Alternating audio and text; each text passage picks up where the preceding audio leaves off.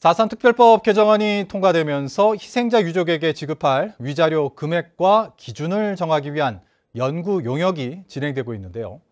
불합리한 대보상 지급을 막기 위해 상속 순위를 특별법에 명시해야 한다는 의견이 제시됐습니다. 박성동 기자입니다. 지난 2월 국회를 통과한 4.3 특별법 개정안. 위자료 지급 규정을 만들었지만 액수와 세부 지급 기준은 만들지 않고 추가 입법 과제로 남겨뒀습니다. 이에 따른 보완 입법 방향을 논의하는 토론회 자리에서는 상속인 범위를 정하는 문제가 우선 과제로 대두됐습니다. 지금까지 인정된 희생자 14,000여 명이 대부분 4.3 때 숨져 당시 법률인 옛 민법을 적용하면 직계 가족이 아닌 친척이 상속받는 경우가 생기는 문제를 해결해야 한다는 겁니다. 그다음 두 번째 상속 순위는 호주입니다. 호주는 큰아버지거든요. 큰아버지가 상속을 받고 큰아버지가 돌아가셨으니까 큰아버지의 자녀들, 그러니까 이 사람으로 얘기한다면 이제 사촌들이 상속을 받게 되는 거죠. 정의관념에 맞지 않는 엉뚱한 결과가 발생을 하는 겁니다. 특별법에 배우자와 직계 비속, 형제 자매와 사촌 이내 반계 혈족 순으로 지급하도록 별도의 규정을 만들자는 제안도 나왔습니다.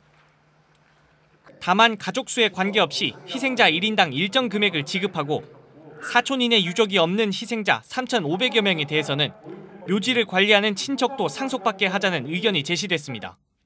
말해서 분묘를 관리하고 또 제사를 지내고 이런 분들에게 위조료를 결정한다면 5촌 이내의 반계혈족으로 이것을 확대시켜도 무방하다 이렇게 생각합니다. 위자료 규모에 대해서는 대형 재난사고 가중 금액 1인당 4억 원에 국민 공감과 국가재정 등을 고려해 절반을 감액한 2억 원을 기준으로 지급해야 한다는 의견이 제시됐습니다. 세월호 사건 같은 것이 가장 대표적인 대형 사고라고 할 수 있습니다. 그 경우가 4억 원입니다. 1인당. 희생자 1인당 4억 원을 줘야 대한민국이라는 나라의 어떤 경제 규모, 씀씀이 생활 수준에 맞춰서 적법한 것이 아닌가.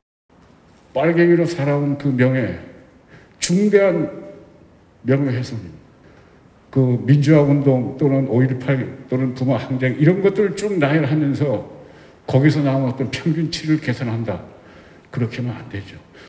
토론회에는 연구용역 책임기관인 형사정책연구원이 참석한 가운데 행정안전부는 오는 9월까지 연구용역을 거쳐 위자료의 성격과 산정 기준, 지급 방식 등을 최종 결정한다는 계획입니다. MBC 뉴스 박성동입니다.